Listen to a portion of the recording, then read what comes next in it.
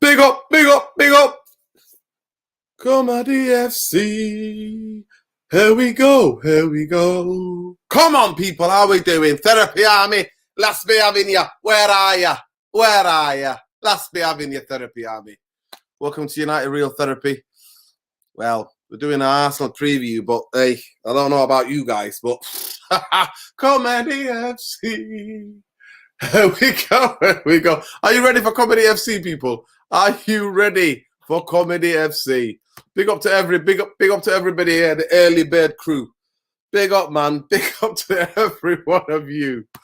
Oh my gosh.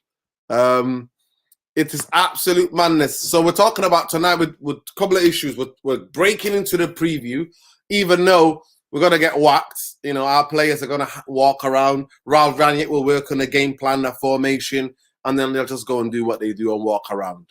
But yeah, the Arsenal youngsters going to get nervous when they're favourites, because when they're favourites, the Arsenal youngsters usually get nervous. So we'll find all of that out tomorrow. But big up to all the Therapy Army. I'm just going to send a link to Tom. So big up, Tom.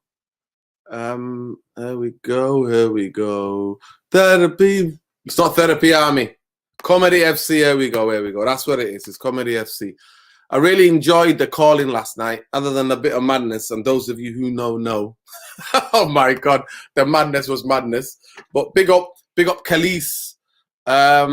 Big up Cedric, King KP, Realist TV, Super Nick. Big up everybody, man. Happy Friday, Therapy Army. How we doing? Before the weekend gets ruined. Happy Friday. Everybody's like, it's Friday night. We're chilling, and then Saturday afternoon comes, and therapy's like, and the fan base are just like, you know what I mean? They're like Phil Mitchell in it with a pie and that.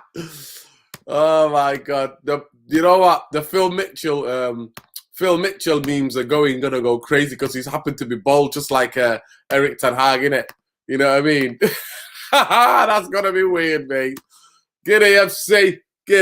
Big up, Notorious Fat Man. Not seen you in a while, King. I hope you're good.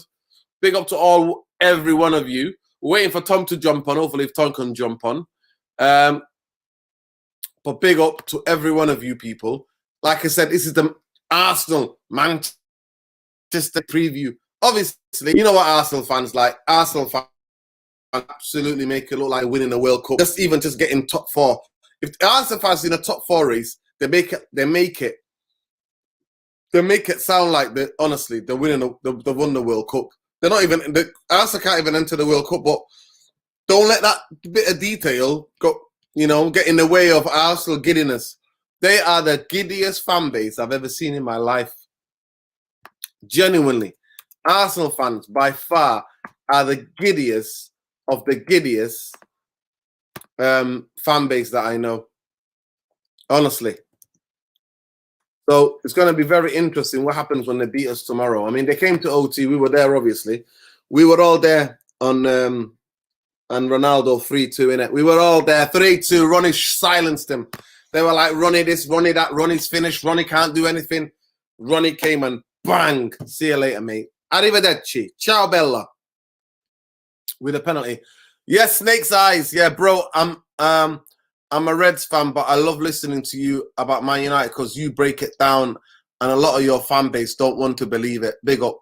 Yeah, that means he's a Liverpool fan. Yo, Snake's Eyes, love, respect, brother. Welcome to the community, bro. Listen, it's not all just United fans. A lot of people support different clubs, but it's mainly a Man United channel, and we talk about Man United and the issues of what's going on at Man United. But big up to you. Enough love and respect. Tom, where are you? Tom, where are you? Therapy, I'm saying, where are you, Tom? Let's be having you. Is Tom coming on? Is Tom jumping on? He might not be. He might be busy tonight. He might be on a date night, eh? Tom might be on a date night tonight. But anyway, people, let's get into it. First of all, it's tragic. It's really tragic because I always said that Man United and Arsenal was one of the best fixtures in the Premier League. One of the best fixtures in the Premier League. And now it's nothing more than an absolute comedy club where both teams are now fighting. We used to fight for the title. We used to fight for the FA Cup. We used to fight for the league. We used to fight for trophies. You know, the league title, so many races so many times we would fight for the league title. And now all we fight for is top 4. Arsenal were the first club to turn top 4 into a trophy. They are the original top 4 trophy. The idea that top 4 became a trophy, it's all to do with Arsenal, man. Seriously. That's to do with Arsenal. So big up to Tom. Tom, I can't find your second account. Can you send me a message on Twitter, please? There we go. There we go. There we go. I'll send it to him. There we go.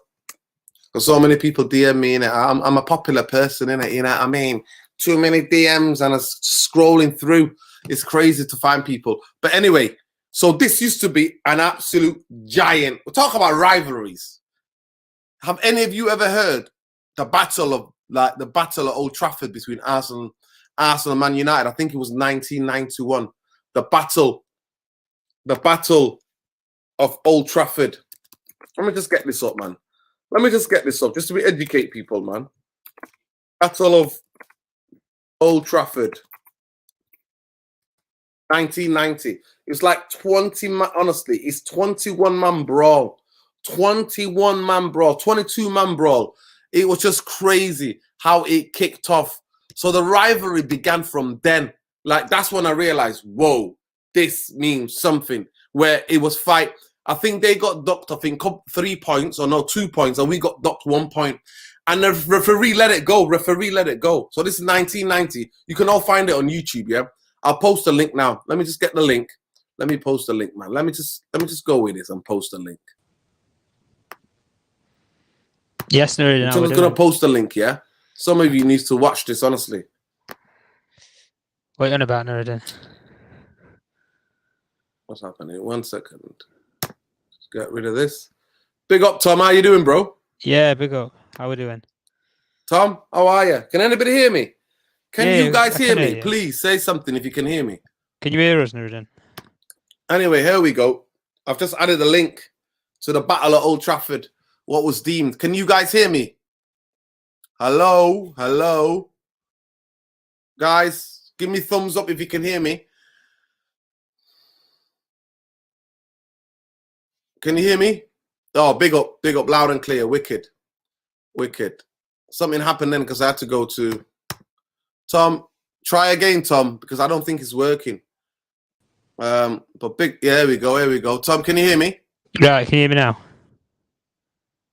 Technical issues tonight, people. Technical issues. Tom can't get in. Tom, try again, bro. Yeah, you can hear me. So everything was moving slowly then. Slowly. Everything started to move slowly. So big up to every one of you. Right, can you hear me, Nuruddin? Yeah, let me just get rid of all of these windows and then see if we can be clear. Tom, can you hear me, Tom? Hello? Hello, Tom? Hello? My computer is doing a little bit of madness. But anyway, let's go on with the show, people. So, 1990, huge brawl, huge battle. Manchester United against Arsenal. That's when I realized. So I'm a kid by then. You know what I mean? I'm a kid. And just realizing, oh my gosh, what the hell is going on here? Just seeing this pure violence, what was going on this football pitch was to behold, really. It was crazy. And that's when I realized, wow, Man United, Arsenal, not to be messed with. What a game it is. And then you got the likes of Jamie Carragher coming out saying Liverpool and City that's not a rivalry, man. That's not a rivalry. That's like everybody hugging and kissing each other. That's what that is. But big up to all of you. Malcolm, I see Ray, I see everybody of you. So we're going to be looking into that, people. We're going to be looking into Manchester United versus Arsenal, which was a giant of a game. And tomorrow, you've got Man United, who cannot even do anything in as far as being a giant of anything at the moment. We are absolutely walk around FC. Don't listen to the coach FC. Don't listen to instructions FC. Do what you want and walk around and make it look like you're trying, but when you're not trying. obviously there is massive splits in divided. Can't even get any divided team than what's out there at the moment. It's so surreal. So big up. In terms of injuries, McTominay trained today, Varane trained today, Ronaldo trained today. So expect those three to come back. Tomiyasu is in contention to make his first appearance since after January returning to training. Manchester United, Pogba's probably missing the season, so that's not news. So it's going to be a very, very interesting. I'm just trying to think. Last season, did they beat us last season, or was it a draw? Was last season a draw? People remind me, or did they beat us? I think they might have beaten us last season away. They beat us, didn't they? So yeah. Like I said, it's all up to Arsenal for me. It's up to Arsenal youngsters, because Tom,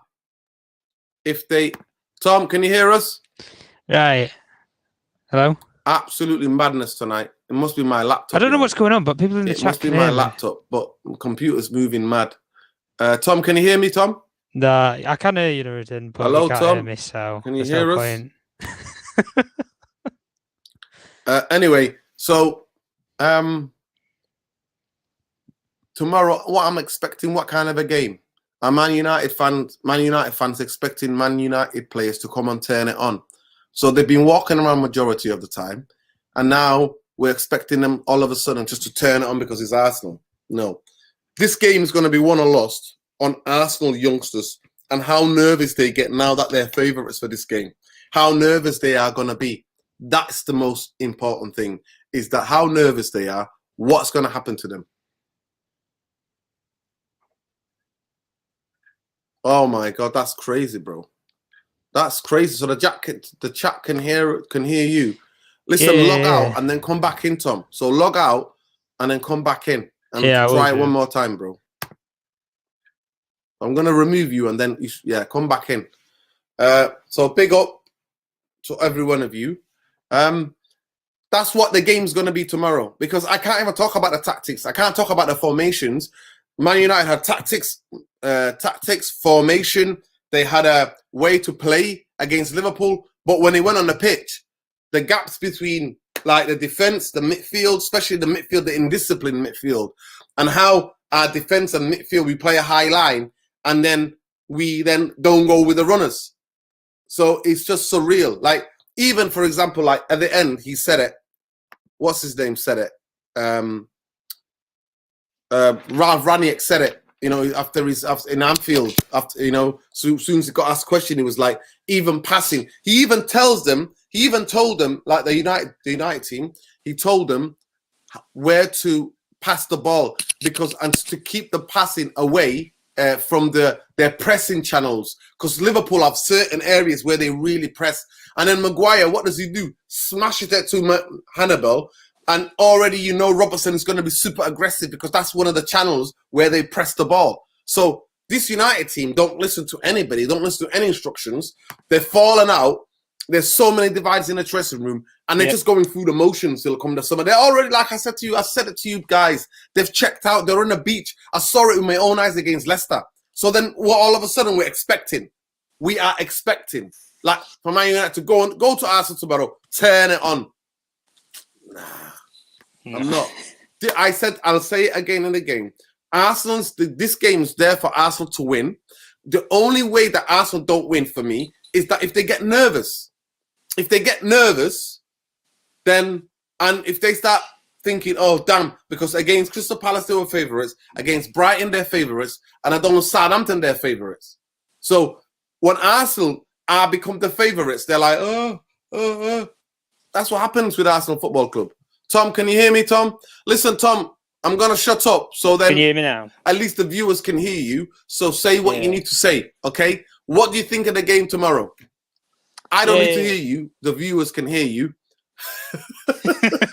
I'll give you a couple of minutes to let the fans, let the people know what you think about the game tomorrow. I've never done a stream like this anyway, but no, I think with the game tomorrow, we can. Can you hear Tom all right? Can you let me know, guys? Can you hear Tom all right? Bit of optimism. I think they can hear me. I think they can. We can look to with a bit of optimism anyway with the with the game tomorrow. I mean, we haven't got anything to play in the season. Big up Messi FC, man. Liverpool. It's a friendly rivalry. I don't respect them at all, to be honest, and that's the roots of rivalry. Yeah. Well, friendly. You know, you're a Liverpool fan. You will tell us more. Can you hear Tom all right, yeah? You can't hear Tom.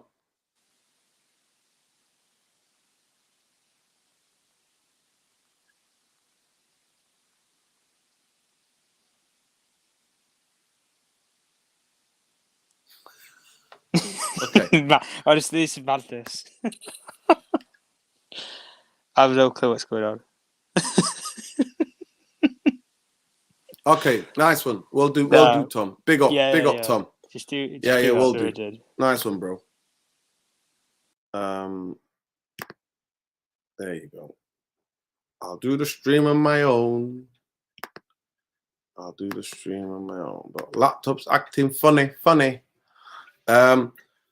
So it's going to be an absolute mad game. Tomorrow.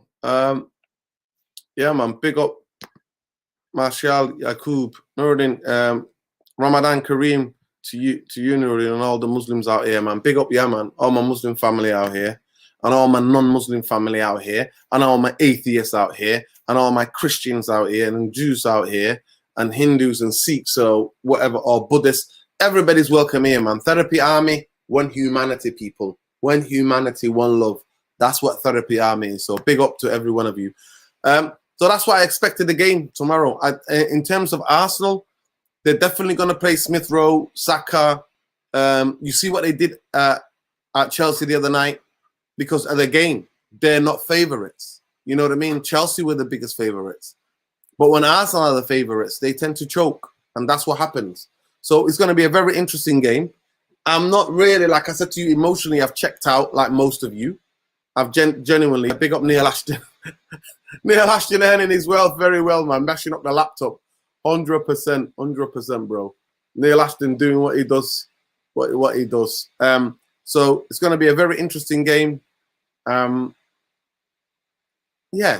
We're all waiting. We're all expecting. Can Man United turn up? Can they just switch it on? And remember, this was like a big game. This is a real rivalry. And now both teams are pathetic. In terms of the banter trophy, we've had the banter trophy. We've literally grabbed the banter trophy, like made all these kind of like got proper bike locks, you know, like steel chrome bike locks, and locked it up to our crown. We're wearing that. Arsenal now and again, like, you know what I mean? They come around, they touch it, they want to nick it. But then this season we've held it. So the banter trophy is ours. It's like the banter comedy FC belongs to us. You know what I mean? Now and again, Arsenal, like this season, especially at the beginning of the season, they were the comedy. When we were flying, they were the comedy FC. And then they handed it over, baton and that crown, and we're wearing it. So we have to own it. But I'm not expecting anything other than that. It's just when I'm watching that game, it's going to make me really sad because I'm going to remember all of the battles. I'm going to remember all those iconic games. You know what I mean? I'm gonna remember Pizzagate. I'm gonna remember that Fabregas smashing that pizza on Fergie's face, and then Fergie being held back by so many security because Fergie's effing and blinding and like ready to go into the dressing room, and all the players then going around Fergie and try to break into their dressing room, and things are like effing and blinding, and like police are coming down the tunnel and all of the chaos. But honestly, if you want to know what rivalries, check that game out. 1990, that game for me is infamous. It was like a 22-man brawl, and people were punching and fighting each other. The referee just waits, gives a yellow card. I think it was to Brian McClare, if I'm not mistaken, or United player. And then the FA did the investigation. They got 2 points deducted, and we got 1, I think. That's what happened. So that's how it is, people. That's how it is. Yeah, man, I'm going to try to work on that. Don't worry, the wig man will finish 4th and the individual brings of Kane and Son. Yeah, that might be. But you know what, genuinely, for me, the story of the young Arsenal team, even though they are rivals, I'd rather they finish top 4 than Spurs. I know any Spurs fans in the comment, fire your shots. But I just think that would make their season from where they started how they played beginning of the season to where they then ended up. I think it would be really nice because it'd be testament to how hard they've worked with Arteta on the training ground. And that's why I want us to finish 9th or 10th. But that's why I'm against West Ham winning the Europa League. And I don't want Leicester to win the Europa Conference. Because if those two teams won, Man United are either in the Europa Conference or Europa League because it goes down one. If they win it, it goes down one. So I want to finish 10th. So I'd rather take the loss tomorrow to the rest of the season. I'm not asked because these players did not play for 4th place. And I told you all on September the 25th, I came here and did my match reaction. And I said to you, this team ain't making top 4. Not that because I know I can predict the future, but I know how a team is playing. I know way the team is shaped. I know the kind of team spirit. I see these things on the pitch. And none of it was non-existent. It was absolutely non-existent. The only time that I ever saw any urgency and any drive was the Champions League. That's the only time I saw this season that I saw any fight or bite from Man United. And through there, we had to thank David De Gea. We've had to thank David De Gea. So this is where we are, people. Comedy FC, that's why I stick Comedy FC. Here we go, here we go. And that's why I always think remix these songs. Who are we? Shit are we? Who are we? Walk around FC. Who are we? Walk around FC. Who are we? Shit are we? Who are we? That's what we are. That's what we are, people. That's what we are. You know what I mean? Not gonna pass to you. That's what we are, man. Not gonna pass to you, FC, man. That's who we are. No rhythm, no patterns of play. And you can see how Ralph's so frustrated, but honestly, I'm loving Ralph just being super honest. And if anybody's here to blame, me and Irfan got into it heated. They got heated. We got into it after the game against Liverpool. Because they're not, you can tell, they're not following what he's told them to. They're doing everything but, like, just sulking little silly boys. Because that's what they are. That's what we have. But then I don't blame them, really. Because like I told you guys, there's no accountability from the owners, there's no accountability from the bankers, and there's no accountability of anybody involved in the footballing part of Man United. There isn't. So they're going to that's what they're going to do. They're going to get that money anyway. Nothing. They're going to get that money. Listen, big up Khalees from Bedin Lassie, Chief Reporter, United Real Therapy. I just want you to hold back the quotes from Khalees, hold back the quotes from Ten Hag, because we're going to go into them. I hope you can get them all lined up one by one, bro. But we will get into them. Raniek is preparing to take Maguire out of Man United's lineup to face Arsenal tomorrow. Well, that's what Rolly Whitwell is saying. And it is because of the bomb threat. And I also understand that a lot of people don't believe it because they're like, this is to garner sympathy. I know where that comes from. It comes from the way that how that the whole episode took place with Woodward's house being firebombed, and all of a sudden the Sun journalist is there recording it on it and got footage of it all. That just seemed really weird. Really, and we already know Neil Ashton's connection to the Sun newspaper, and the way that at that time where Woodward was getting a lot of hassle. Obviously, there are psychos. There are psychos out there. There are psychos who will do anything, you know what I mean, to go and damage people. But totally disgusting, totally disgraceful to say that you're a Man United supporter. Of course, every fan base has psychopaths to go and do a bomb threat against a player because you don't like the way he's playing. That, you know, you can criticize. You don't have to abuse his family. You don't have to make up memes. You don't have to make up like a post on Instagram and on Twitter and pretend to be his sister. Then everybody starts believing it. You know what they say there about the truth, innit? You know what? Nobody wants to ever. Everybody will run away to believe the lie. The lie is always more attractive than the truth. But in this channel, that's why we keep it 100. That's why certain people don't like us. That's why you get now people try to sabotage the channel. Those of you who tuned in know what I'm talking about last night. I've had to do some sort of editing and I was up most of the night because certain somebody was literally exposing themselves on this channel. So from now on, if anybody's calling in, right, anybody's calling in when we do the call-ins, unless I know you and I can see you fully with your face, you're not coming on. You're not coming on. So that is for future warning because last night's incident was horrific. You don't want anybody to see that. Those of you who know. You know what I mean? Thank God I was quick on the draw, man. I was quick to click them off. But anyway, if you watch last night's show again, you'll know there's a bit where there's a skip, you know. So, and that's what happened because we got people who will try to sabotage the channel. I know. I don't believe it either. But trust me, there are people out there who will try to sabotage this channel because they don't like how we talk about, how we tell truth. You know what I mean? How we speak truth about what's going on about Man United. We speak our truth about disappointment. We all know. I've been saying it for years. And loads of people were coming for me. Yeah, you supporting Ollie. Why are you supporting Ollie? Why are you Ollie? Listen, I was just trying to point it out. It's not all Ollie. Obviously, I spoke about it and said, if Ollie doesn't change his coaching staff, this and this is going to happen. And that will happen. And I told you all hear it here first. I said Ronaldo will come and expose the whole thing. Little did I know, Ranić will come in and even expose it even more. So Therapy Army, those of you who stuck with us, those of you who believed us, we've all been vindicated. Every one of you who's seen what the bankers are, how the Glazers run the football club, every one of you have been vindicated by Ronaldo and how much of a bottle job. I coined that a long time ago. Bottle job FC. Bottle job FC. You know, you got Spursy. Then everybody talks about Arsenal. The Arsenal. You know, Arsenal always bottle it. But Spursy. Man United, I coined that 8 years ago. We become bottle jobs. Bottle jobs. Any little pressure, we panic. We crumble. For a team that had so much character, so much. Now that team's just a Wikipedia page. It's a Wikipedia page. You're only good as your last game. And our last game was atrocious, people. Absolutely atrocious.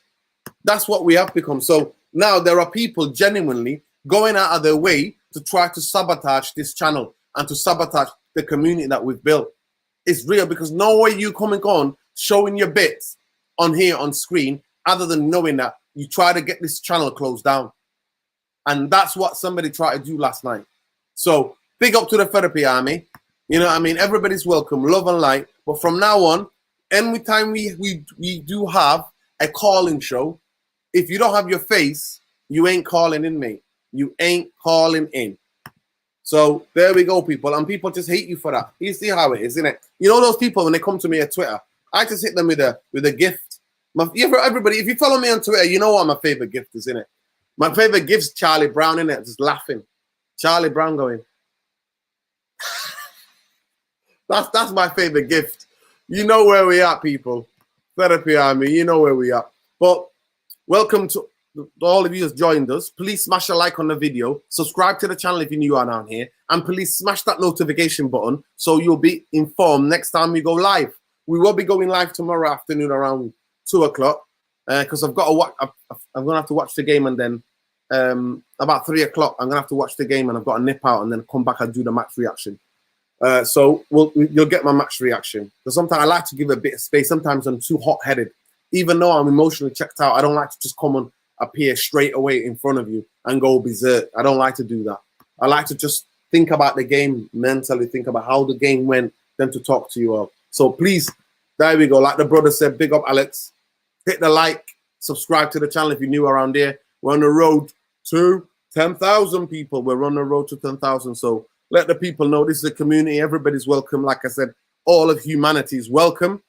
And yeah, big up to every one of you. Big up to every one of you. Right. Big up Windy.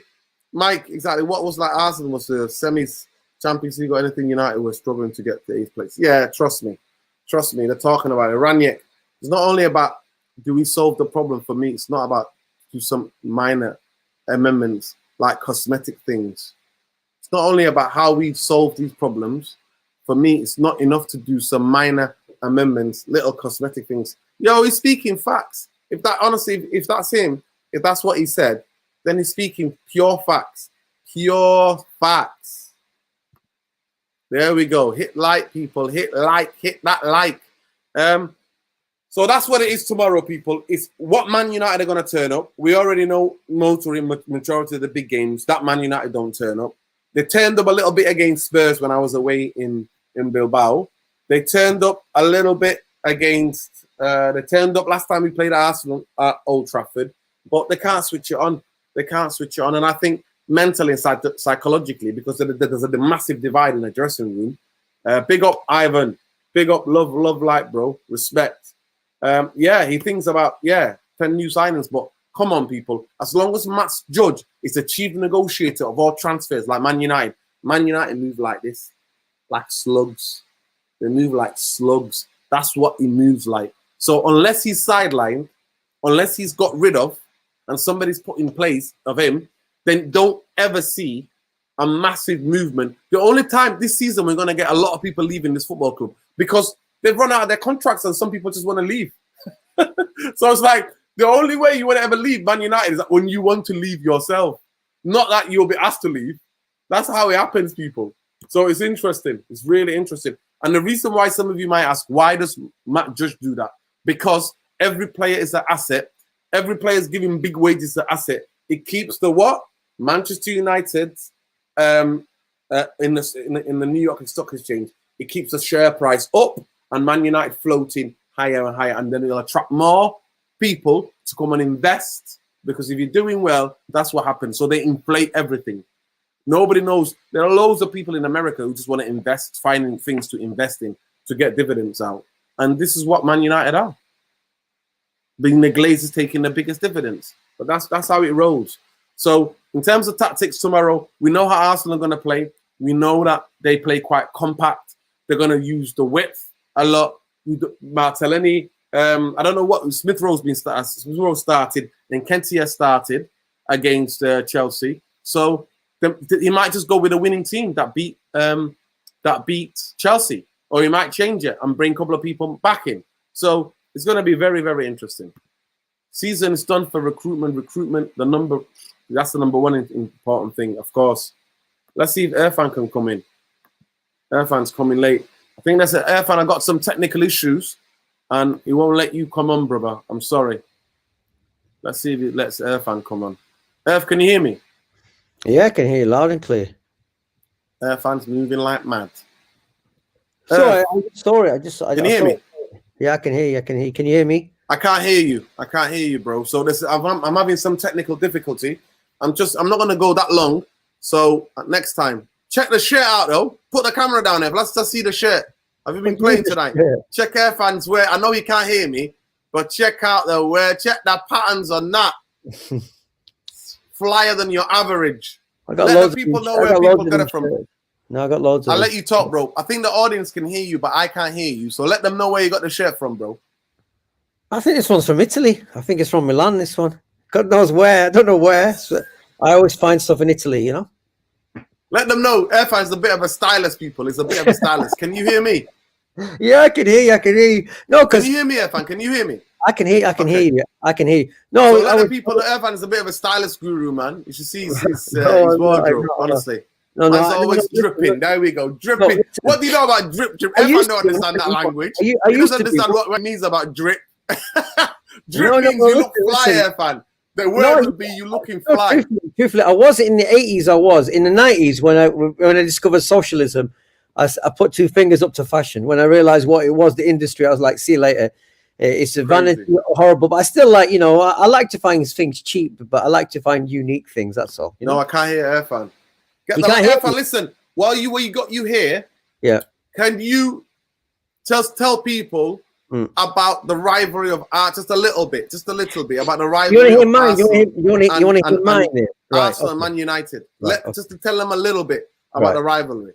Right. Okay. So look, my memory of Arsenal is when I was a tiny child. Yeah, and it's actually going back to 1979, right? And it was FA Cup final, right? And we were losing 2-0, and we came back to equalize 2-2. And then they had a guy called Alan Sunderland with a big afro like that and a mustache like they did back then. And they scored the winner in the last minute to beat us in the FA Cup in 79. I was young enough to remember that because I was very deep into my football as a very young boy then. And it hasn't really changed since then. I remember when George Graham took over, Fergie arrived and we started to, that we watched them become champions against Liverpool. And, since the George Graham days, and then when Wenger arrived, the rivalry went to a different level. It went to a whole different level because Wenger was the one that was there to claim Ferguson's throne, you know. So the rivalry was very deep, and I caught a little bit of Nurin talking about that brawl where we lost 1 point, they lost 2 points. They had this cheating, effing, whatever. I won't swear, but they had this gorilla called Martin Keown, yeah, one hell of a filthy, dirty player, and he caused a massive stink that day. And he's the reason why I didn't like Arsenal, you know, but they've had amazing players. I mean, the first player I loved of Arsenal was a guy called Liam Brady, one of the sweetest left foot, a very un-British like left foot, a bit like a Glenn Hoddle, a guy that defied the British game back in the day. He wasn't just like meat and two veg, fish and chips, running up and down the pitch, physical guy, had a bit of finesse. Glenn Hoddle had a bit of finesse, and so did Liam Brady. Liam Brady had the sweetest left foot you could think of. So, you know, we had the rivalry with Wenger because, you know, Ferguson was and Wenger was a proper rival, and you know he changed the way football was played. He changed the diet. He basically modernized the British game, and so I do respect him. But the rivalry goes very deep, especially because of the Wenger days when it was to and fro between them. But obviously, we can never forget the semi-final where Giggs scored the winner against him. We can never forget that. So the rivalry. I mean, it's a shame that we're two fallen giants, but I caught what Nuruddin said about the young team, and this Arsenal young team, although we banter them to death, and when I'm a bit depressed, I used to just go and watch AFTV, you know, when they were getting battered all the time. I used to love that. But, you know, they've got a great young team now. The way they demolished Chelsea is worthy of praise. They do deserve the top four. I do think they're going to beat us because they've got the desire and hunger, and they've got the youth to beat us. You know, we're washed up at the moment. We're desireless. You know, we're just waiting for holidays. Our team is. The desire's gone. So, you know, I do hope obviously as United fan, I hope we beat them, but it's going to take a miracle for us to beat them, you know. But it's a shame that Nuruddin can't hear me, Nuruddin. It's a shame you can't hear me. You don't even know when to talk and when I need to talk. So I'll let you take over. Your mic is muted. This is funny, doing this, and you can't hear me. I can't hear you talk. You're muted.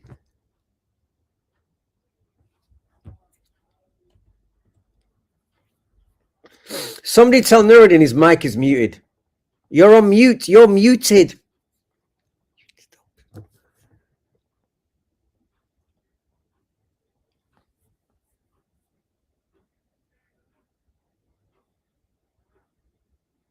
No, I agree with Tony Montana. Chelsea were poor, but we still beat them. You're muted, Nuruddin. We can't hear you, man. You're muted. This is where we need to learn sign language.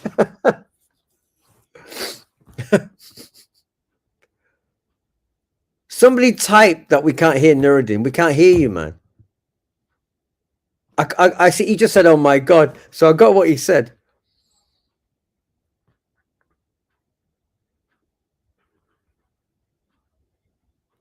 All right. So he's saying he's going to go and he's going to come back. So let's see. Let's see if he does come back. You know. I mean, I don't know. I could lip read him, but we both need to learn sign language, don't we? We need to. You know. We need to learn. But I mean, I don't know what your prediction, people. Tell me what you think is going to happen on against Arsenal, because I can't see us beating them. You know, the way they stood firm, the defense stood firm against Chelsea. I was impressed. I was impressed the way their defense stood firm against Chelsea. I mean, Chelsea looked devoid of anything, but I like I said, I just think they're too strong for us at the moment. You know, 2-1 maybe, but I think it'll be 3-1 to them. Maybe even 2-3-0. What are you saying, Nuruddin? Can you hear us? Can you speak? You're still muted. You're still muted. You are still muted, Nuruddin. Tell him, please. Someone tell him.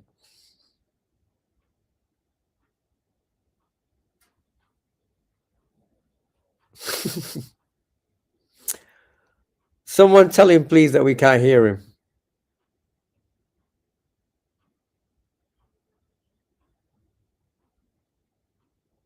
Oh, we're more stable without Maguire. Listen, we are a way better team without Maguire. You know, don't even get me started. I still can't get over what this comedian said about, oh, the last manager picked me and the new manager picked me, so I must be doing something right. I mean, I've never heard I've never heard a remark as so deluded as that remark he made in the interview. I cannot believe that, to tell you the truth. I cannot believe, for the life of me, this clown who is the worst Man United captain I've seen in 40 years of watching United. I've never seen a clown like this guy. He's a complete clown. You know, take out your headphones. Oh, have you taken out your headphones? Someone told him to take out his headphones, Nuruddin. Take out your headphones. Headphones, take them out. Hang on. Where's my phone? Right, here we go. All right, listen, take off your headphones. Take your headphones off. So wait a second. Let me just switch my Bluetooth off a minute. I can hear you. Let me take my back here. Can you hear me now? Yeah, I can hear you. Listen, yeah. Tell Khalees, they can't hear me either anyway. I don't think. No, you're muted, Nuruddin. You're muted. Am I muted? You're muted. You've been muted for the last 5 minutes. Okay. Right. Well, I don't know why. But... So, should we ask the people? Can you hear me, everyone? Just let everyone know. Can you hear me at the moment? Am I coming through? Can everyone hear me, please? Just put in the comments, please, and tell me that you can hear me at least, yeah? Yeah. Listen, yeah. Tell Khalid to basically get the quotes up, yeah? Get Khalid to get the quotes up. Okay. And, okay, so Nuruddin's telling me, Mr. Khalees, our reporter, our solid reporter, Mr. Khalees, Ramdeen, Leslie, and Tom's here, thank God. Can you hear me, Tom? Right, here, fam. I'm going to try. Me and you are taking over because Nuruddin's. I don't know what's going on with Nuruddin because it weren't working earlier either. Wasn't it? I was driving home. See, I've just come back from a meal, so I missed him. But I caught the end of him talking about Arsenal's young team, and wanting them to win over Spurs. But I've come in and I'm talking, but he's muted himself. I could hear him at the start of it when I could hear him, but it's not going through. No. Well, me and you will take over while he disappears. I've got him on the phone here anyway. Yeah. So, Tom, I described my first Arsenal moment, which was 1979 when they beat us in a last minute winner by a guy called Alan Sunderland. Talking about then obviously the George Graham era when I'll never forget when Michael Thomas beat Liverpool with that winner, and then obviously took over, and then they came with the Japanese league coach Wenger. And then Wenger came, and then bang, it was to and fro. And I was just saying, the point where we lost a point and they lost 2 points in a mass brawl against them, and that was all to do with Martin Keown, dirty, filthy Martin Keown. And the rest is history because we're now both fallen giants. But I think they're going to beat us on tomorrow. I think they're going to beat us because I just think their hunger and desire and legs and tenacity of that team is a different level to ours. Having watched Chelsea, I mean, what do you think, Tom? Yeah. I mean, all of you, can you hear me now, people? Yeah, we can hear you. Yes. Order is restored. Order is restored. Yeah. I'm on the phone. Yeah, man. Big up, Tom. Honestly, Neil Ashton is at it. Neil Ashton. Let Tom come on. Give us your breakdown. Give us your Man United Arsenal history. Well, how you see this as well. Historically, what you're saying. Come on, let's hear you. Yeah. I was brought up with a rivalry where we saw the fierceness with you go to Highbury and the games that were there. You're bringing them up to Old Trafford, the games, the FA Cup games as well, and the class of '92 was obviously involved in a lot of it as well, growing up and stuff. And even it was the captain on captain, wasn't it? The Vieira sort of Keane era, which brought the passion of football. Yeah. And obviously football's changed now and modernised over the last decade or so. And I mean, you could say it's similar to the City-Liverpool rivalry at the moment. It's very similar. I've seen similarities with that because it was always I saw it from decades ago where it was Arsenal and Man United. That was always the league. It was Wenger and Fergie. Yeah. Who were going for everything. Rivalry in the Premier League. That was the first main one where they started to sell the public to the world. It was because of those two teams that the Premier League became an worldwide phenomena in terms of broadcasting rights and everything. They opened the doors for everyone else. They did. Absolutely. And then that's when all the money came in from the likes of Chelsea and stuff. Yeah. And then City's obviously taken over the last decade where they've chucked the money in and stuff. And Liverpool have gone from Gillette to now FSG. A lot's changed and a lot's different now. But one thing hasn't changed there, fam. Do you know what that is? Go on. The Glazers. They've been here through it all, haven't they? I know they have. Well, wait a second, but I always forget, Tom. You can remind me. When did they buy the club? What year did they buy the club? They bought it. They buy it, Oh, Nuruddin, you know the answer to this. I think it was 95. 2000. 95. 95. 2005. 2000. I thought it was 2000. Yeah, well, before the 08 final. Yeah. I know that. It's been that long. Yeah, all right. Yeah, it's been long. It's been 17 17 years, something like that. 17 years. So bought in 2005, right? Wow. So you were saying, Tom, you remember the era of Wenger and everyone. You remember all that time? Oh yeah, of course. That was the main sort of rivalry and everything. It's all everybody used to talk about. There weren't these sort of historical games like you see nowadays where you have nightmares about going to grounds and stuff. Highbury was always the big one, really, for a lot of people. Either Highbury or Old Trafford, and now it's either the Etihad or Anfield now. Because the fortresses that those two clubs have built, even with the young players. Yeah, we can hear you. Yeah. Only like up until recently, they were Banter FC, but we've overtaken them. Yeah, well, we're laughing at them. Irfan, this is what it is tomorrow. I'm not calling this we call this comedy club. This is the comedy cup. Yeah, the comedy cup. That's all this is anymore. Listen, I've gone into detail about that. Listen, guys, let's move on to this interview that Ten Hag has done to end the show. Because we've talked about Arsenal. Like I said, for me, the biggest thing tomorrow is that if Arsenal youngsters get nervous, then United might get a draw. But if Arsenal youngsters don't get nervous, every game where Arsenal are favourites, they lose. Games where they're not favourites, they win. So that's what their season has been. But big up to everybody in the comments. Big up to Khalis Ramadi Lassie. But Eric Ten Hag, some certain interesting quotes from him today, where there was a certain interview that was done with him. So Eric Ten Hag, I make demands on advance before I arrive. If the club doesn't grant them, I won't take the job. So that's one thing. So this is the things that Wait, Nuruddin, can we just talk about a second? So you were saying to me, there was issues about him having these demands, whether the club were going to give him these demands. And there is an interview saying, if I make demands, if the club doesn't grant, it should be word grant with a T, not grant. I won't take the job. So can you explain that to me then?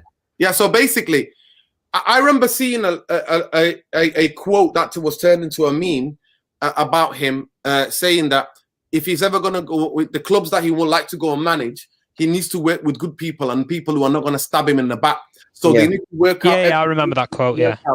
I posted it on Twitter quite a month ago. You did do, yeah, I remember it now. And he basically was explaining that he wants to work with people that where they understand each other and that where he's not going to be stabbed in the back, basically. And everybody was like, he ain't going to come to Man United then. So this has been part of the negotiations and the talks. It looks like he's interviewed Man United.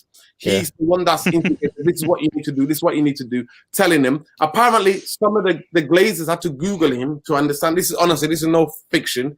This is a fact. Apparently, they had to Google him to say who he was. People like Richard Arnold and Matt Judge had to Google him because they're not footballing people. So they don't know about football. They had to Google who he was. And embarrassing to hear that. Embarrassing. Yeah, and that's why there was a panic about him not speaking English and all of that stuff. So this is an interview that he's done. But let me just get to the super chat bit first of all. Big up Usman, and as an Arsenal fan, what I'm worried about is the whole club will be all in on CR7 scoring to pay tribute to his son.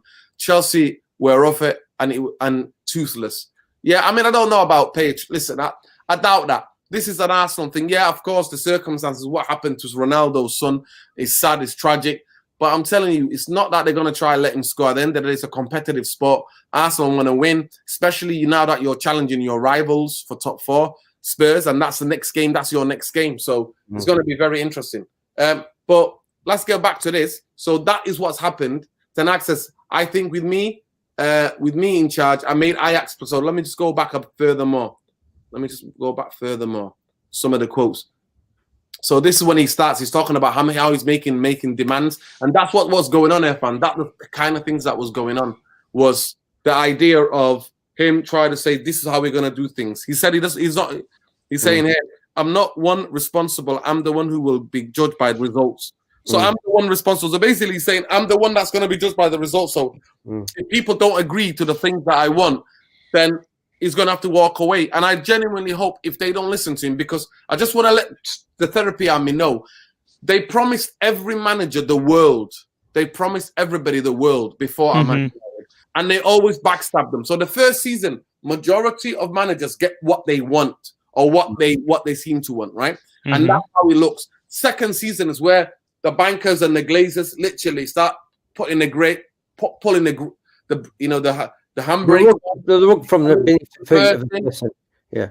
Yeah, they start reversing everything, and then what they start doing then, start briefing against him, using their contacts, like people like Neil Ashton, start coming out and saying the players are not happy, and putting these little stories out there to basically to discredit the manager. That's happened with every manager at this football club.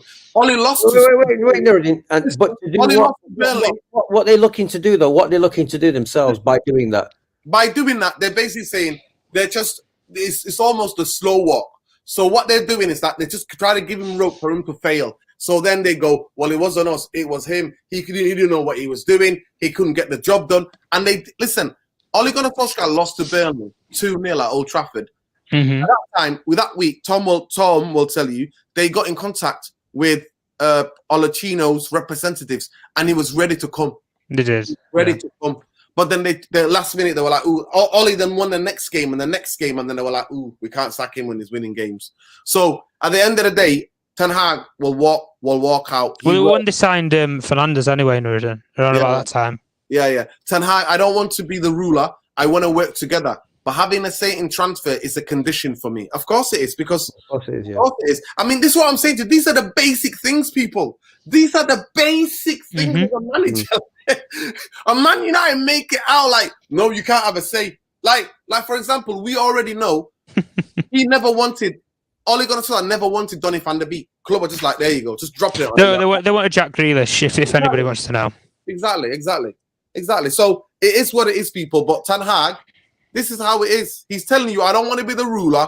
I just want transfer. And I just want to give people a bit more insight. His management is really good. The way he really explains the game to players. All of his things is proper, thorough, thought out stuff. It's not make it up as you go along. So if the players, they either sink or swim, because it's a competitive sport. I saw that quote as well. He basically says he'll do everything to try to help players. And he also said this, which is really important, that the modern world is not what it used to be in football. And he said, as coaches, we all have to adapt. That we live in a globalized world. We live in it. Most teams are players from all over the world, cultural differences, and we all have to adapt and learn and work together. And that's what he says. So going out of his way to try to help players, right? Mm-hmm. Going out of his way. But he also then said, if the players are not then showing it, see you later. That's what's going to happen. And it's good to hear those things. But for me, like I always say, guys, it's about Matt Judge. All of this is for nothing. It's for nothing. But here we go. Ten Hag, I think with me in charge, I made Ajax play the Ajax way, with always the intention to play great and to play good football. So he's talking about Ajax. You know, he's with Ten Hag, with adventure or beauty. So he says with adventure and beauty, and there's a bigger winning mentality here now. So he's also tries to get across that it's about winning. It's about, he always wants to leave places, he said. He always wants to leave with winning mentality. So that's a massive aspect of it. Massive aspect of it. Mm-hmm. So all the help that he can get, he needs to help him, to aid him, so that he can focus on the football and focus on the training ground. And that's why I don't want West Ham to win the Europa League. I'm sorry, West Ham fans, I can't have it. And I don't want Leicester to win the Europa Conference, because if those two teams win, then 8th or 9th means that you're going to the Europa Conference and Europa League. And I just don't want... We know that, Nuruddin. We know we have to deal with that. If we get in the Europa League, we're in the Europa League. I know listen, I know it's bad, but it's where we are. It's where the players have put us hungers to dry. That's where they are. I know you want to finish 8th and 9th, but... Because I want to give him more time for him to work out the football. No, practically, I'm with you. Yeah, practically, you're making sense. You know, yeah, in the long term, it's going to be a complete season. Yeah. The pre-season is shortened. The transfer market is shortened because that's why I think Arsenal have done okay. That's why I think Arsenal have recovered to a certain extent. Exactly. They've got nothing else going on this year, you know. Exactly. He's managing to drill the style of play and the tactics into them. He's got 3-4 days to do it. But big up everybody, right? And there's certain people who are content creators telling you, somebody send me a clip of somebody, right, saying that, oh no, we want to be, because you know what, because you want to make your channel money by covering more games. Nah, mate, this is about Man United. I'm not asked, not about money. It's not about making money of United. I'm sorry, it's not. It's about Man United going week to week coming out with a proper football plan and the manager having the time and the days to go and do the drills that there needs to happen, because we don't want to be watching Man United next season walking around. We don't want to be watching. But you're already saying, though, Nuruddin, you're already saying that Ten Hag's going to be sabotaged by Matt Judge and Richard Arge. He's going to be sabotaged by them. You're already predicting that. Listen, they've not shown me anything, Irfan. They have not. I'm only going off by the record. Unless, like I said, unless the football structure fundamentally changes, this is what's going to happen. But can't you give it? Tom, you come in. What you saying? Yeah. Can't you give it? All I would say on that point, though, I mean, you can see there is some sort of structural change. You get rid of two senior scouts for the last 10 years. Tom, Matt Judge is still there. He's still the chief. Yeah, I know Matt Judge is still there. Listen, we don't know, hypothetically, we could do something in a couple of weeks' time and he could be gone. Well, we could bring in Paul Mitchell the next day. He could meet Matt Judge and set he's higher up in the hierarchy. Can I just say, Tom, until I see it, I'm not gonna. Let me just finish this quote and I'll go. You can come back in, Tom. Yeah. Let me just finish it. Ten Hag, I think I can deal with big name footballers, but I will say myself, baby. He's saying I will be myself in that. I won't change my own vision, so they'll have to adapt. Good. That's what Yeah. he's saying. Well, not even adapt. Just chuck them. If they don't like it, chuck them.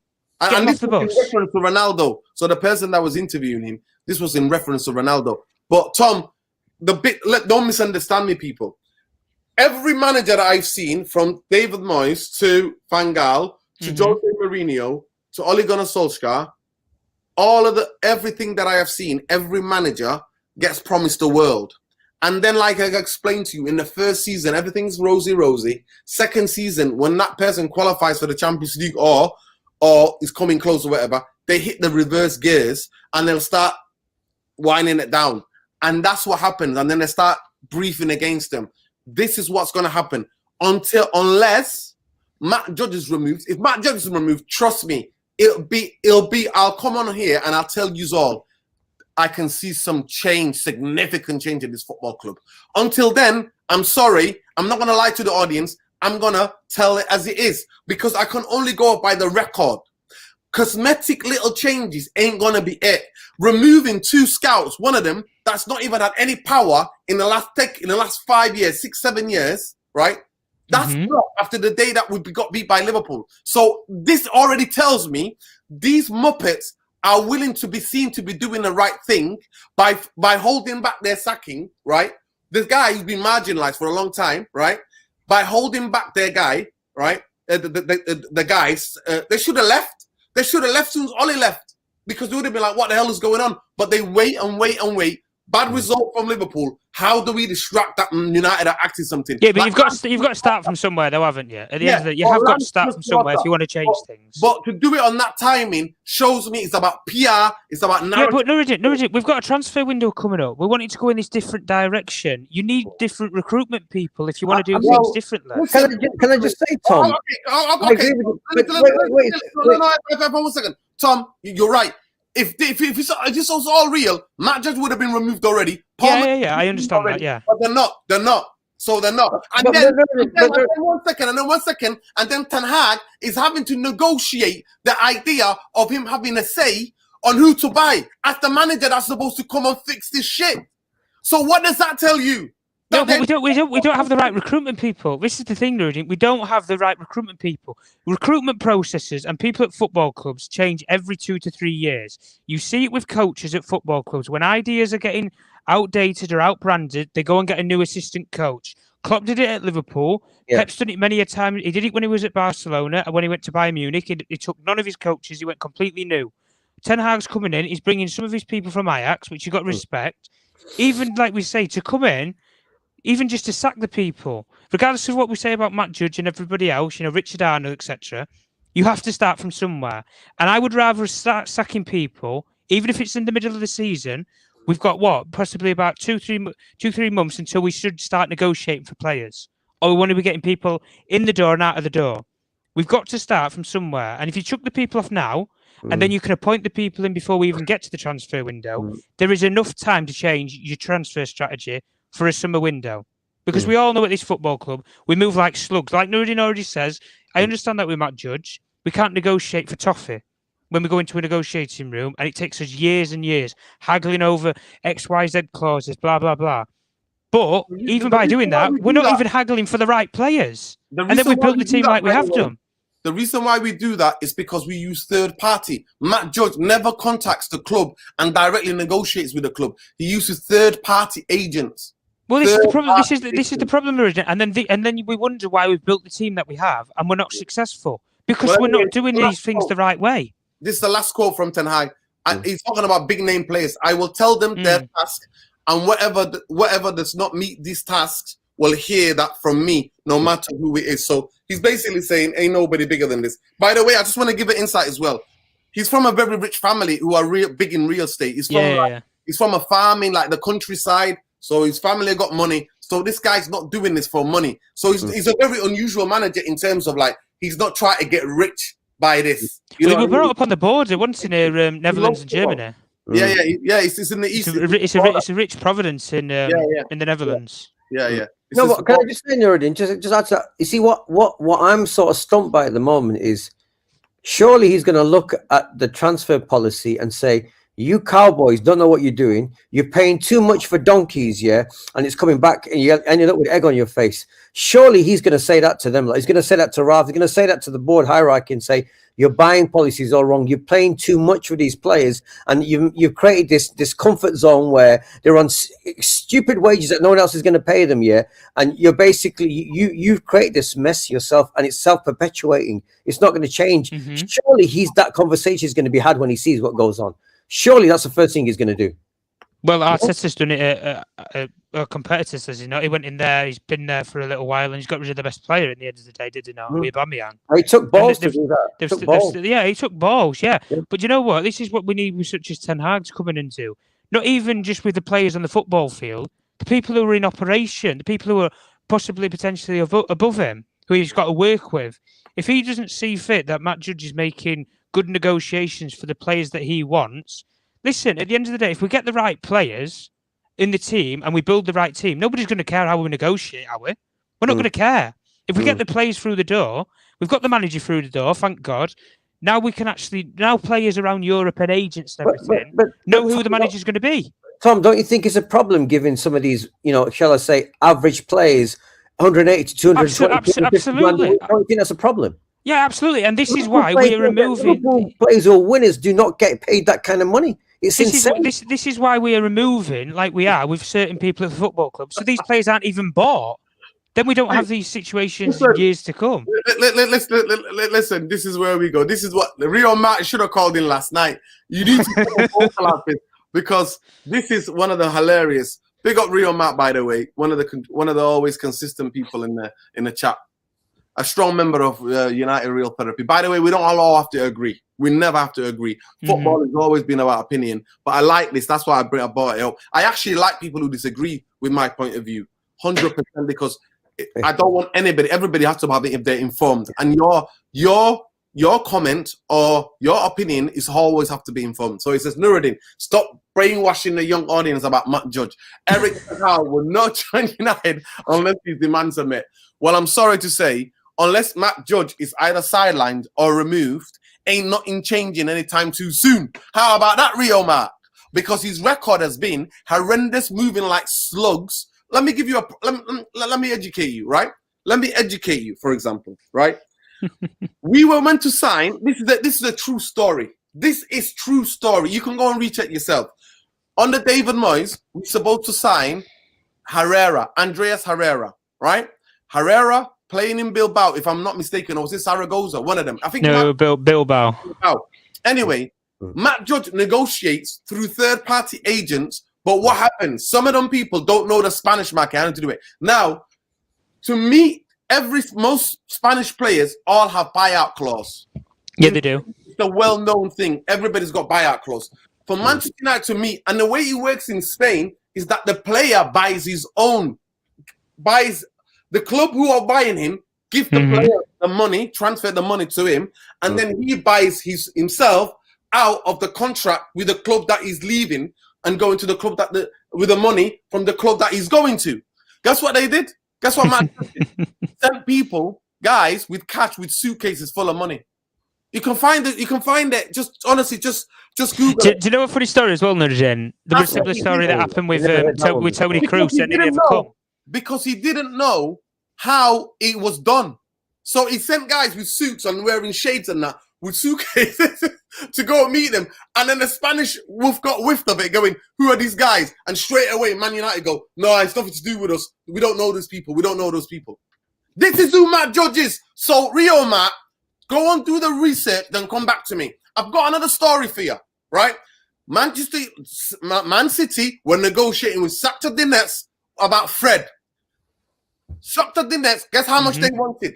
25 million or 23 million, between 23 or 25, maybe going up to, right, add-ons to 28 million. 28, Matt Judge through third party said, I will give them 50. Yeah, no. Yeah. He didn't get the valuation, did he? I'm sorry, Rio Mark. I'm sorry. We were negotiating. I'll give you a third one to go and get. Big up, say Miasi, talk to us that you gassed about tomorrow. Here we go. Listen, big up to all the people of Palestinian heritage worldwide. Big up to the Palestinian. Free Alaska. Big up. Alaska. Yeah, Zayn Palestinian brother, big up to him. Always. Listen. Always. I'll tell you another one. The fact that it took us 2 years to buy somebody like Jadon Sancho, Man United never directly win negotiations with Borussia Dortmund, third-party agents. That's why it cost so much. And we were negotiating with third-party agents. So, Rio Mark, go and do the research. That's the current record as it stands. I'm always going to tell the truth about who Matt Judge is until he's removed.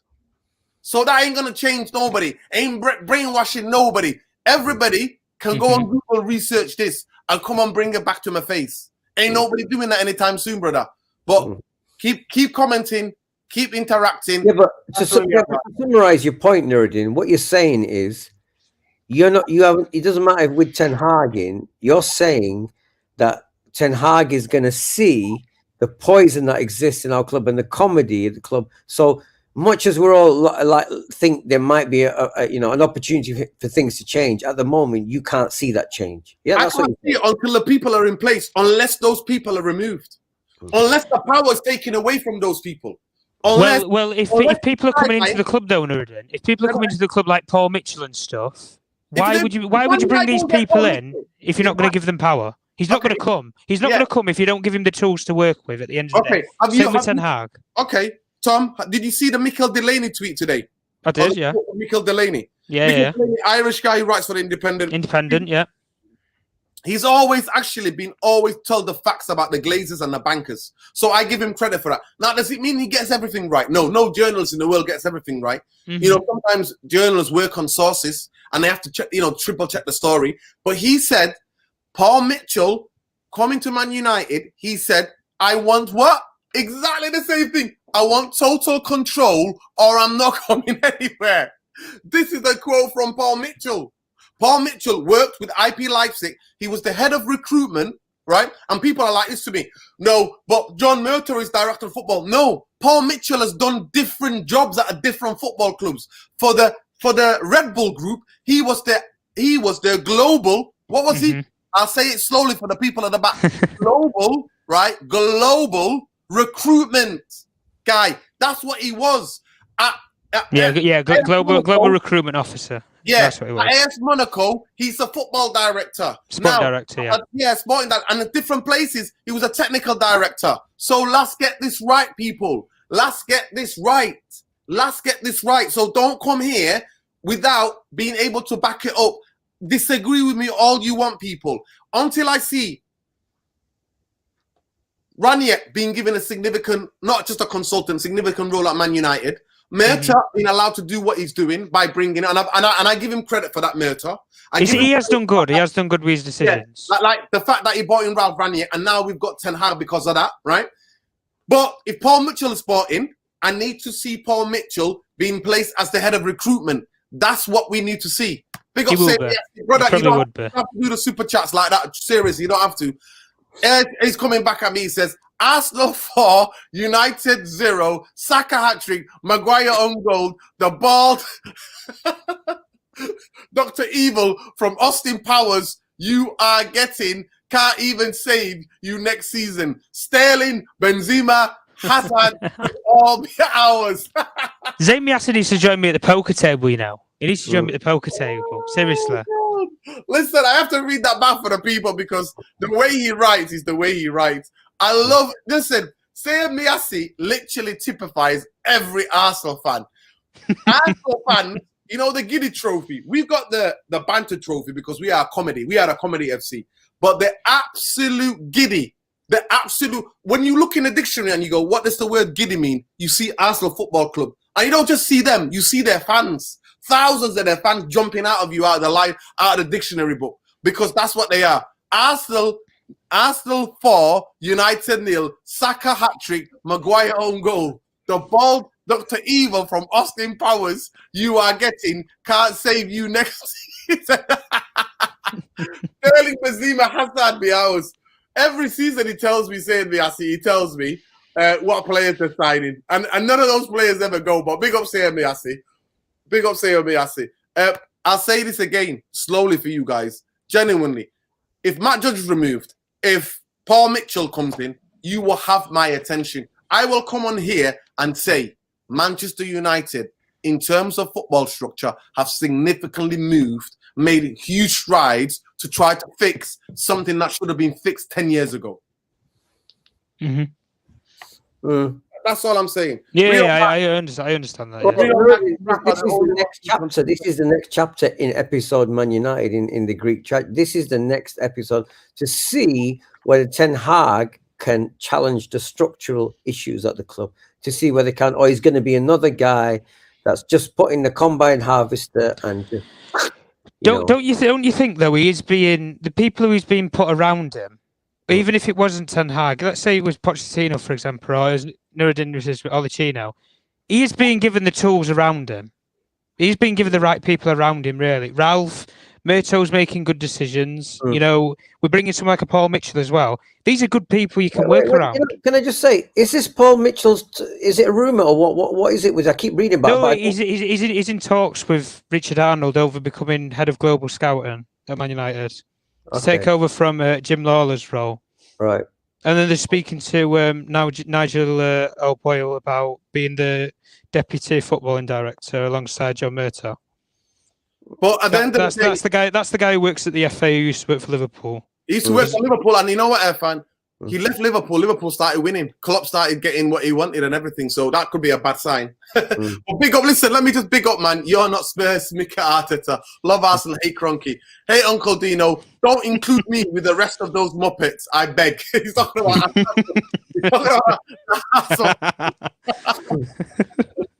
The only Muppets you're going to see tomorrow is Man United. Listen, they're not hard to find. They're like us. The fans are like us. They've got plenty of Muppets. They've got plenty of smart people as well. All fans have. But Arsenal fans are one of the most vocal, giddy fans, though. They make up a song about a player's name. Make an official video of it. They get giddy, honestly. They get giddy when it's getting. Listen, at the end of the day, go on, Irfan. What do you think the score's going to be? I personally don't believe Man United players can turn it on and turn it off.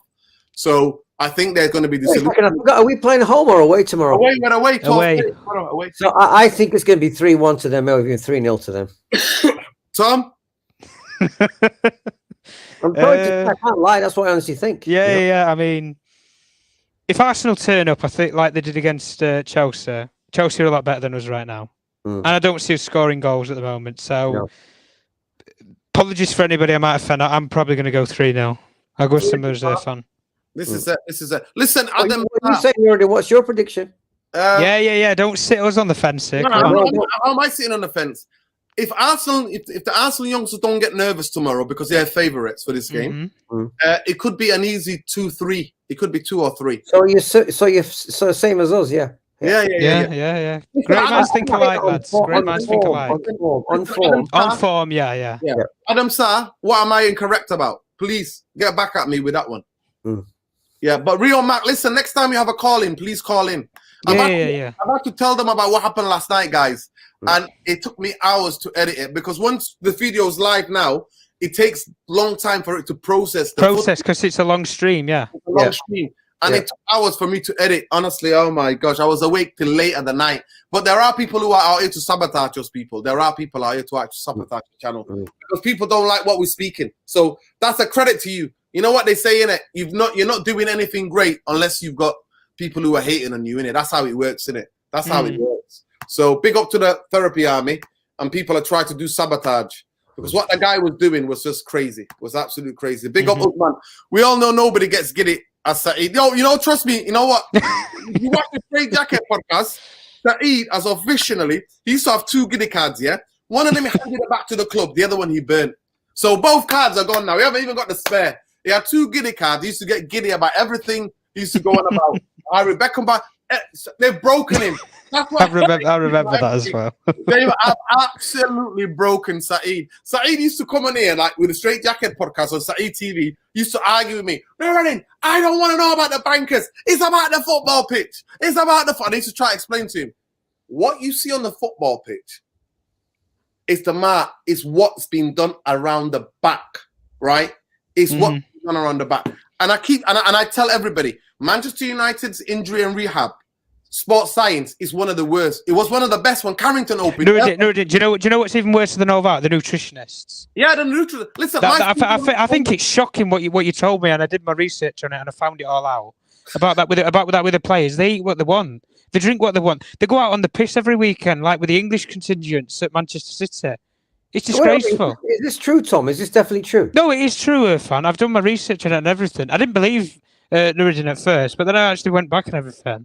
I completely apologise to Nuruddin about it at first. Where would that come from? How would that work in a modern game? Especially we just been talking about Wenger. Because it came out with Louis van Gaal, where he was questioned about it. Because they put stuff out in the media in a similar way how they did with Ferguson, but he didn't react in the media saying you don't get that back in or anything like that, where you disrespect the team and the players, and saying that I don't have any authority over it. Whereas we know Van Gaal was doing okay with the team. He won the FA Cup, for Christ's sake, but they still sacked him. And Mourinho come in, he's all about just what's the best word? Passion. You know, go out there, you express yourselves, but we stay compact, we stay defensive. You don't need physical training. You don't need major nutritionists because you're not running around the field. You're just keeping compact. You're keeping it as a system. Yeah. Whereas you look at Liverpool or City, they're having proper breakfasts. Yeah. Personal menu chefs. Tom, to play that pressing game where you run like madmen for 90 minutes, you can't do it if you're eating pizzas and fried chicken. Oh, of course you can. It's not even that. Liverpool and Man City, they have teams who specialize, dietitians who specialize in allergies, what players are allergic to, how they help them, the best possible new research that's done to aid them to recover quickly from injuries. They do all of that. And Man United, they don't. My friend works there. That's why I told Tom that time. My friend goes to me, if somebody tries to say something about this, it's like stay in your lane. They put so much hierarchy in place that nobody can even come up with any ideas. And everybody who works in operations or every senior administration, everybody has to sign a non-disclosure agreement. Why? Because they don't want to get in how bad it is. They don't want whistleblowers. Well, that makes sense. I can understand that. It's a very corporate thing to do that. I get that. It's a banking thing. Listen, we've gone on enough, people, honestly. Because we've had technical issues with, obviously, it was being a bit to tonight, it was comedy therapy. Here we go, where we couldn't hear each other. It was hilarious where we couldn't hear each other. But Irfan, let the people know for the last time where you got that fine shirt from. This one is from Milan somewhere. God knows where. I don't know. I find it, Milan. See, when Irfan's DJing in different places, he's always getting there, checking out. I used to travel a lot. I used to go to different countries and stuff. So, Yeah. Like I said, I'm a socialist, so I always get things on the cheap. I don't spend a lot of money. He's got the cultural vibe. That's what Irfan goes for. I try to. No, Italy's always been my favorite place for knitted garments. Everybody knows. Yeah. Listen, you know what? We're gonna go finish with this one, right? Eddie says Van Gaal got sacked because he didn't make top 4 by goal difference. So Man United sacked Van Gaal. I just want to remind some of you people, we lost out to Man City, Pep's first season, on goal difference to top 4. They sacked him when he had the FA Cup trophy next to him like that at Wembley. Yeah. That's when they sacked him. The journalist said, Bangal, you're no longer, you know that from tomorrow on, you're not going to be the manager of Manchester United. It's like, it's news to me. And that's what Man United are, people. So don't tell me. Well, he got told at the after party, Nuruddin. He got told at the after party by his, what do you call it? His, not agent, aide, I think it was, one of his aides that he was working with. The already knew Mourinho because there was the journalists already knew, and Mourinho was in the wings because of everything that happened with Chelsea, and he won his court case with them. Exactly. Listen, this is the last thing we're going to finish, right? So, obviously, Saeed is getting a lot of people who hate on him, as you know, on Twitter. And here it is, Rio Max says, Nuruddin, there's a parody account on of Saeed. Please shout it out on this stream for people to report it is bullying. Of course it is. He's working. Saeed's trying to get that thing shut down. But please, if you come across that, it's called Saeed TV parody. Because it's got the parody account to it. Please report it, and they'll ask you who's this person that this person is impersonating, and you say who it is. So you just only to put hash. You know what? You put the ats and stuff. Yeah, that's what you need to do, people. So if you come across that parody account, Saeed TV, that's not real Saeed. So please report it to Twitter. That's what you need to do, people. And we're done. Irfan, you're going to be about tomorrow? You're going to be around? It's 12 kickoff. We're on BT first. You'll be about tomorrow. Half 12 kickoff as well. Oh my God, man. I kept thinking it was 3 o'clock, man. Oh my God. Well, at least we got the pain out of the way quick, you know. At least I'm probably going to go for a ramble in Lake District this weekend. So that'll help clear my brain. Nice. Yeah. Let me know if you're going on Sunday. Let me know. I'll let you know. Yeah, well, look, if you want to go, I recommend anybody, like, to get you through the torture of Man United, walking or rambling in the Great British Countryside is one of the best things you can do. And I recommend a place in the Lake District called Buttermere. It is one hell of a beautiful place. And when Nuruddin and me get the channel together, I'll recommend you loads of walks you can do, whether you want to do the Peak District or you want to do the Lake District. They are the two golden parts of Great Britain, in my opinion, apart from the Isle of Skye, Scotland, etc., parts of Wales. But in England, Peak District, Lake District, and on Sunday, hopefully, I'll be in Buttermere. I'll be doing one of the infamous Wainwright walks, you know, help calm my brain down from the madness that is Man United. Yeah, so 4 seasons, just to go back to you. So the parody account is called Saeed TV Parody. That's what it's called, Saeed TV Parody. So what you need to do is report that, and then when you go, who's this person in what's the word? Impersonating. Impersonating, yeah. Yeah, when you're impersonating, then they ask you if it's you go no, and then you just put at Saeed TV. That's who is impersonating. This is the first time I've even heard of this. Anyway, I didn't even know this was going on. I didn't even know this. I had no idea. This has been going on. Well, listen, I know he's been getting grief because you showed me he's been getting grief from certain toxic fans in the club. Yeah. You know, and I get a racial vibe from Alex. I'm gonna tell you, it's totally up to Rashford. It's totally up to Rashford. If Rashford wants to be a footballer and wants to rekindle his career and wants to play with enthusiasm and with courage and with heart, Ten Hag will coach him. Yeah. At this moment in time, any of the footballers at Man United, you will get coaching. That's one thing. Do you know something as well, Nuruddin, right? It's about their attitude and how willing they are to be disciplined and listen to Ten Hag in the way what he wants them to do. If they don't, see you later, mate. Yeah, but it's not even. I don't even think it's just Ten Hag. Anybody who's done your research on Michel van der Gaag, honestly, he's a brilliant assistant coach, and he's that good, right? Ajax that weren't even looking for a replacement when Ten Hag was announced. They offered him the permanent job, and he said no. Because he wants to go with Ten Hag. He speaks multiple languages. He's done all his coaching education in Portugal, around the whole systemized sort of vibe that the Portuguese background gives you, with the passionate sort of side of it, the man management skills. That's why, like, you get the roots with Mourinho and stuff, where the passion, where he was at Porto and into Real Madrid, these sort of vibes at the clubs where he'd been at, these sort of things. And you bring those coaching acumens with Man United, I mean. God help it. I think people like Rashford and stuff need somebody to come in and pick them up because they are on the ground. If they want to stay, though, Nuruddin. Because when you're coming out with all this stuff about, I'm thinking about leaving. Well, if you're thinking about it, then there's always the door. If your head's not in the game, By all means, the door's But there. what's the brother called who left Wolves to go to Barcelona? What's he called again? Traore. Yeah. Traore, yeah. Traore. No. How he was coached. Do you think there's a similarity between Rashford and this guy in some ways, in the way that there's never an effective end product with the guy? Do you think there's a similarity going on between? Irfan, if you look at the end product for last season, the season before of Yaya Traore. Traore, yeah. He's got the biggest, one of the highest assists in terms of crossing the ball, going to the byline and setting people up. So he's had a mixed dip. His form has dipped. We had a player, did we not, in Daniel James? It was brilliant at beating a man, getting to the byline, but he couldn't put a ball in the box. Final third was shocking. But Traore could. Listen, guys, we've gone on, honestly. Another long, massive show tonight. We could be sat here for hours. So big up to every one of you. Therapy Army, please join us tomorrow around 3 o'clock. Or maybe around 4 or 5 o'clock, actually, because I've got a couple of things to do. I need to speak to Irfan, actually, after this stream about it. But big up to every one of you. At the end of the day, genuinely, we're not going to get top 4. I don't want us to get Europa League. I want us to finish 8th or 9th or 10th, because I want the Rashfords of this world, everybody who wants to improve, I want them to be improved. And that's what I want. So for the next season, we're not watching bunch of absolute muppets walking around the football pitch sulking. And if you don't want that, because the preseason, we already are traveling to effing Australia. Why is that? Why are we going to Australia? Commercial.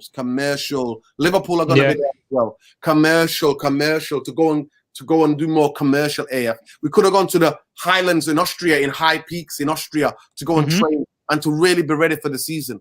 This is the things you have to put up with as a Manchester United manager, that you're sent to different parts of the world.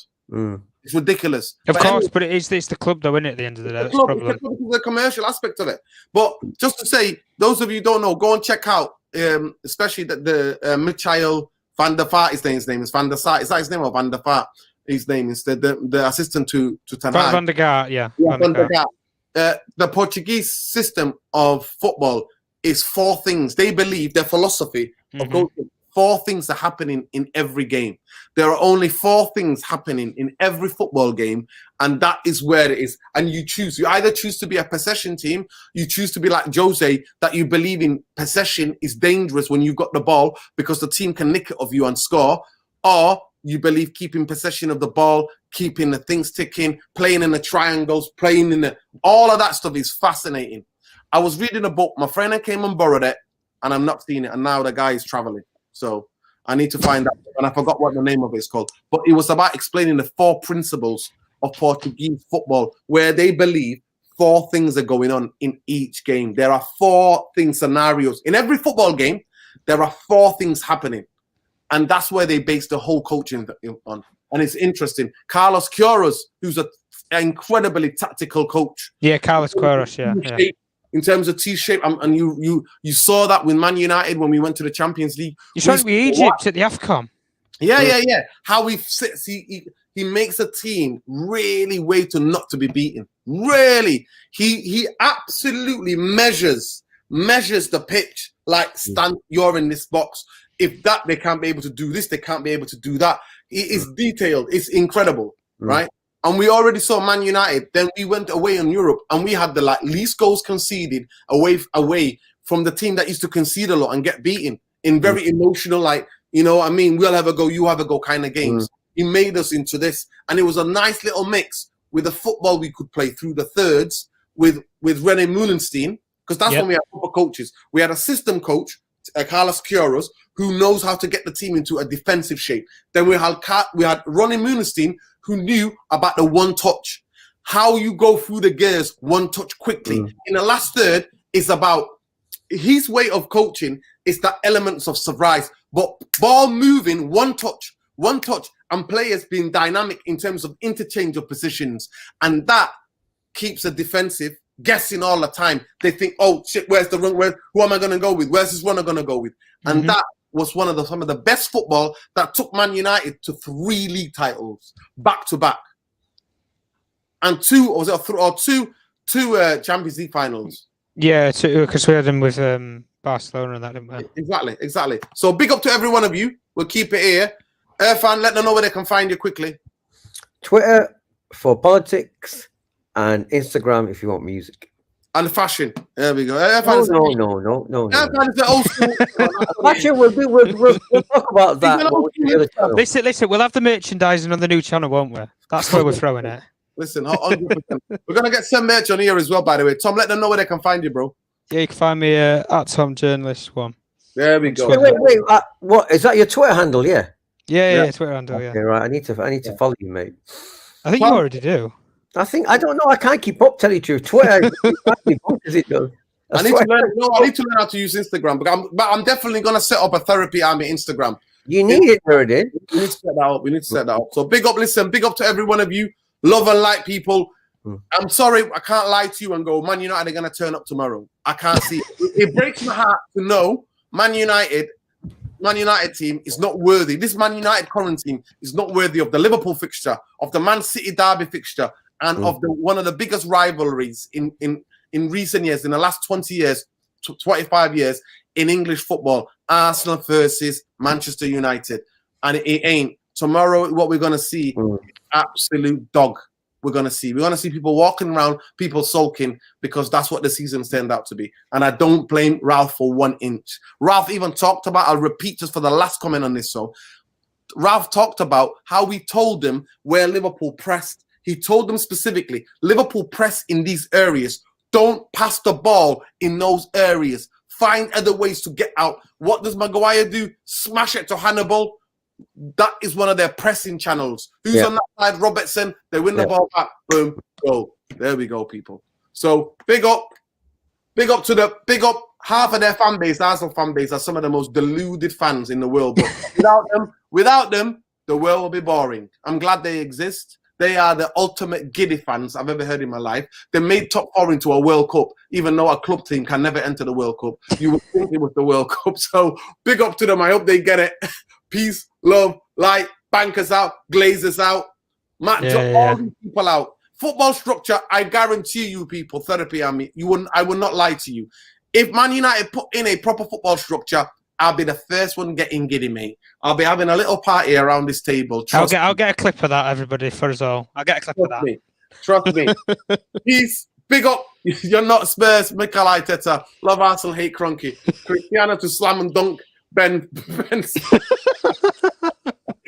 You know what? He's a funny guy. He's a funny guy. He's totally the other way around. He's totally like, he hates all of his fan base and he hates Arteta. There we go. Exactly 4 seasons. That's what we wish for. No more Glazeronomics, but I can't see it anytime soon. somebody's getting at us. I don't know if it's Japanese or Korean or Chinese. I don't know. That's Chinese. That's Chinese or one of the. Yeah. Not Japanese.